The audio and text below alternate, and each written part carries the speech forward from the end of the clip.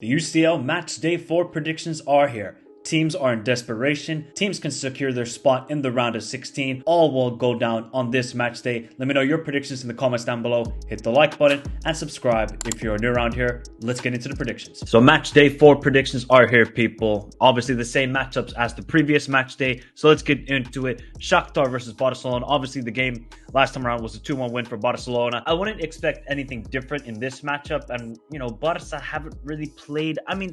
The first 60 minutes against Real Madrid, Barca were, I thought, just controlling, and they were easily the better team.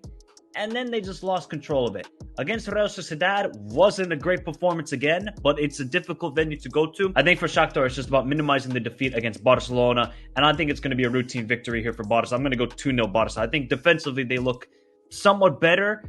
They do give up chances, but Ter Stegen is so key. If Barca win this game, they're going to pretty much win the group, and I think they will do it. I think they will win 2-0. Now, the big game. This is a massive game in Dortmund. It is Dortmund versus Newcastle.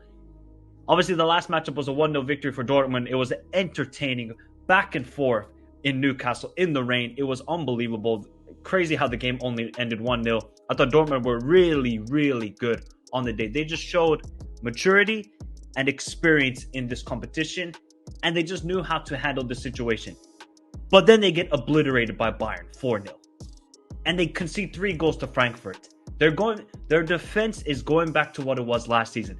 This season, I've been quite impressed by Dortmund defensively. They look a lot more solid. Now, it's back to being a mess. The way Bayern just counterattacked on this team was just excellent. And for Newcastle, they're coming off a sort of controversial win over Arsenal 1-0. I think they're in a really good mode here. Again, they keep up picking up injuries and suspensions, but yet Newcastle keep on rolling on. This is going to be a difficult one to call because I think for either team, it's like if you lose, you're in a bad position. If you draw, I don't think it's the end of the world here. And I think Dortmund have to respond. And I think Ter just has to make some changes into the lineup. Özcan, the midfielder, looked absolutely like a fish out of water against Bayern. He looks so lacking quality. He has to get him out of the starting lineup. And then for Newcastle, it's about, I think Newcastle are going to approach this game very defensively. I think they're going to set up similar to how they were in the San Siro. At home, they're going to be a different side. I think it's going to be 1-1. I think it's the more popular prediction. I'm going to go 1-1 in this game. Porto versus Antwerp. I think it's going to be a routine victory here for Porto. I think they're going to keep a clean sheet this time. I'm going to go 3-0. I know they lost over the weekend on Friday. Taremi even missed the penalty. Antwerp, these guys just don't know how to defend. They just don't know how to defend.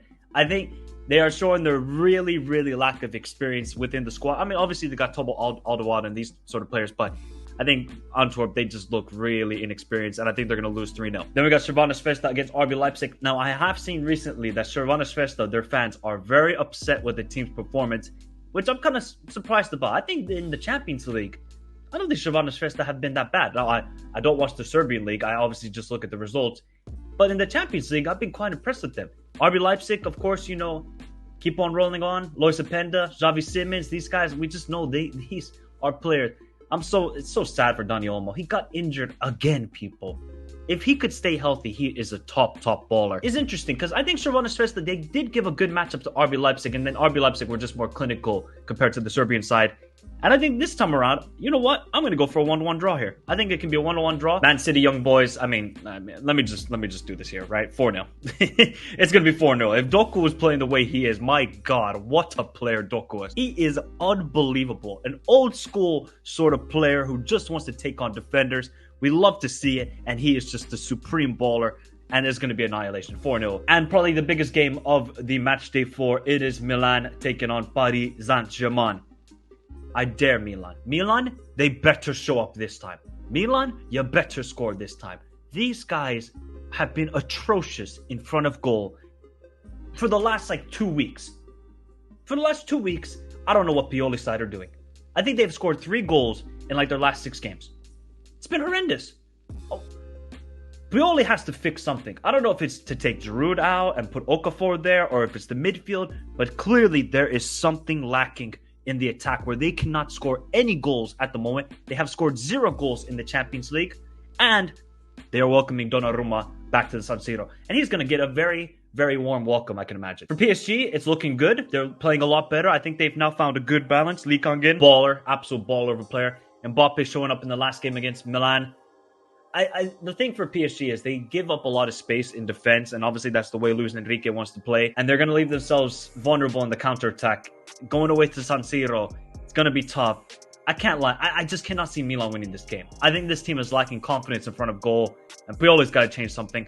I think they're going to score a goal here, but I think PSG are going to win 2-1. I think Mbappe is going to show up again. And if Milan lose this game, adios to Champions League football for this season, and not even probably Europa League football, because I don't know how they're going to get third place in this group. And I think PSG are going to win 2-1. Then we got Lazio and Feyenoord. Did I not call this right last time, people? I said Feyenoord would win 3-1 and Santi Jimenez would score 2 goals. Remember to go check out the Rise of Santi Jimenez video out on the channel now. Although, I think it could be a different story this time around. Lazio have proven the last couple of years that they're not the greatest away side in Europe, and Sarri's got to change that. But at home, they have been a lot more impressive. And I think here, they got to win this game. There is no excuse. Feyenoord, look, we know this team are very underrated. I love their players. Igor Pajau, Minte, Santi Jimenez, Weifer, anybody. Ziruki, who was amazing against Lazio at home. I think if Feyenoord can sort of replicate that first half they played against Lazio away, I think Feyenoord can win this game. But it is going to be a lot more difficult, I think, this time around. I actually think it's going to be a high-scoring draw here. I think Lazio are going to respond in this game, and I'm going to go for a 2-2 in this matchup. Then we got Atletico and Celtic. Last game was 2-2 draw at Celtic Park. Now it's going to be at the Wanda Metropolitano.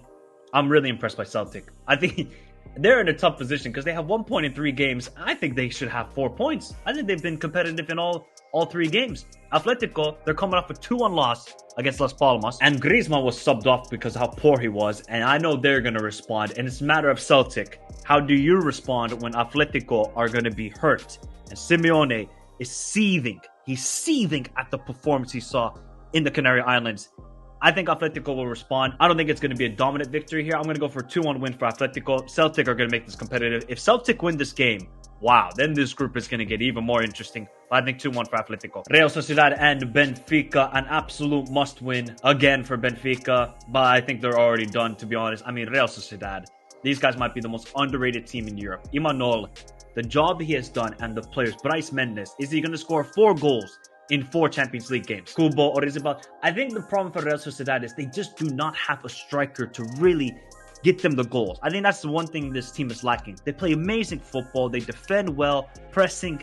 But do they have a striker or a forward where you're like, we give him the ball, he's going to score. Or we create chances for him, he's going to score.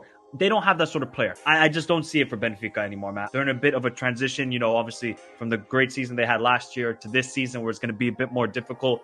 And I think Real Sociedad are going to win it. But obviously, Di Maria is now back for Benfica, so that could be a game changer, but I still don't think it's enough. I think Real Sociedad, comfortable victory, 1-0. And then Napoli and Union Berlin. Union Berlin. We said this team is the hipster team from last year. But right now, they have 12 losses in a row. I don't know what Urs Fischer is doing. I don't know what this team is thinking right now because they cannot buy anything at the moment. And they are finding it very difficult to balance the Bundesliga and the Champions League. When you're in a losing streak, it's very difficult mental battle to get yourself up for any game. And right now, they are feeling it at the moment. Napoli, even without Osimhen, they keep performing well. Kivara, Raspadori, he's filling the void of Osimhen at the moment. And I think Napoli are going to win this game 2-0. I just cannot see how Union Berlin get anything from this game. Then we got RB Salzburg at Inter. Obviously, the last game was an Inter victory 2-1. And, the Inter keep on rolling on. I don't think this team get a lot of praise. They're not playing the most sexy football, expansive football that we want to see in Europe. But they are getting the job done. And Lautaro this season is a man possessed. RB Salzburg, these guys are competitive. Young squad. I think they're going to get a lot of experience. They're going to be a team, I think, next season in the Champions League that are going to be dangerous because of all the young players that they got. But this season, it's a bit more, okay, let us feel this Champions League. How do we compete against the best in Europe? But I think this is going to be another victory for Inter. It's going to be 2-0 for Inter. They're just such a good team. And right now, they are just confident. Then we got Real Madrid and Braga. The last game was a 2-1 win for Real Madrid. Of course, that man again, Bellingham with the game-winning goal. I wouldn't be surprised if he scores again in this game. Braga, you got to give this to this side. They have been so competitive this season in the Champions League. Even I'm surprised at what Arthur George is doing at Braga. But you're going away to the Santiago Bernabeu. It's going to be tough for them. I think it's going to be a 2-0 victory for Real Madrid. PSV and RC Lens. The last game was a 1-1 game. PSV, 11 wins out of 11 in the Eredivisie. Can they win? They have to win this game. I think this is you're going to go away to Sevilla and you're going home against Arsenal in your last 3 games, and then including this game. I think this is a must-win for Peter Bosz's side with Bakayoko, with all the players that they got.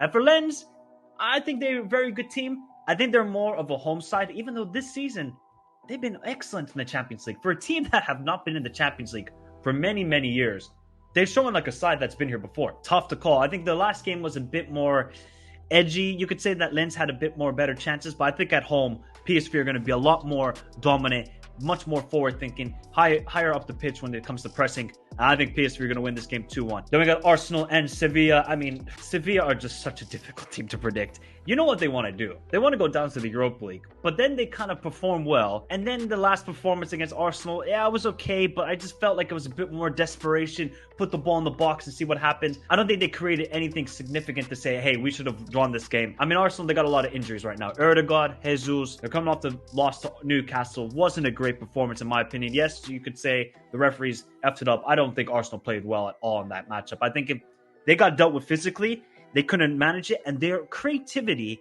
is not good this season from Arsenal in certain moments. But at home, they have to win this game. If Arsenal lose this game, those last 2 matches, at home to Lens and away to PSV, crunch time, nervousness kicks in. But I think Arsenal are going to win this game.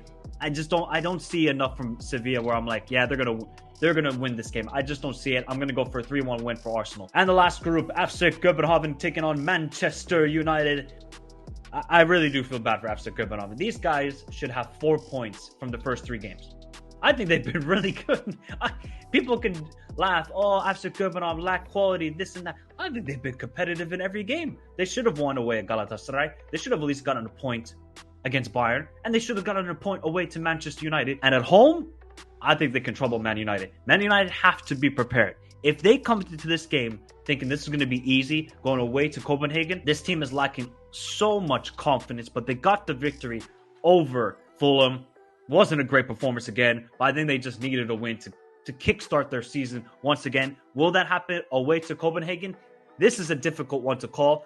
I got the prediction right last time. I predicted 1-0 for Manchester United. I think this time around, though, it's going to be a 1-1 draw. And the last game, it is Bayern Munich taking on Galatasaray. We know there's going to be a ton of Galatasaray fans in attendance in this game. The last matchup, I think Galatasaray should have won that game. They should have been 4-1 up after that first half. They completely dominated Bayern with their pressing. Are they going to press like that away? I don't think you can, because we saw what Bayern did to Dortmund. I mean, that was an annihilation. That was probably the best performance under Tuchel so far in his tenure as Bayern manager. And if Bayern can perform like that, and they can sign a midfielder in the January transfer window, Bayern are one of the favorites to win the Champions League. That's the sort of performance I like to see. Aggressive, quick thinking, smart decisions. You saw Leroy Sané. He was cooking that game. He was cooking. Compared to how he played in Istanbul, that's the Leroy Sané we have seen this season. He has been on fire. I think for Galatasaray, you have to just take your chances. You created enough opportunities. Icardi has to be clinical. Aktoglu has to be clinical. Zaha has to be clinical. And they can be dangerous on the counterattack against Bayern. But this is another one that is tough to call. I think it's going to be actually the same result. I think Bayern are going to win 3-1. It's tough, man. I really was impressed by Galatasaray. But Bayern, they're just such a strong team. And with the attackers they got, they're going to score always a lot of goals. Remember, you can join the Predictors League. I'll drop a link in the description down below. Remember to hit the like button, subscribe to the channel if you're new around here, and we will be doing a watch along on Tuesday for Dortmund versus Newcastle. So see you then. Have a beautiful day. Stay safe in this crazy world, and adios. Explain something.